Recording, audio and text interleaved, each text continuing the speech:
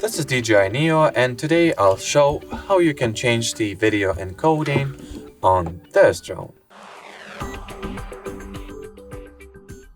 So in the beginning, launch the DJI Fly app and enter the camera view. Next, make sure that you have the video, one of the following flight modes selected, or any mode but manual control, or you can simply open manual control and switch to video shooting mode, since the video recording settings are only available once you are in the video shooting mode. Now go into settings.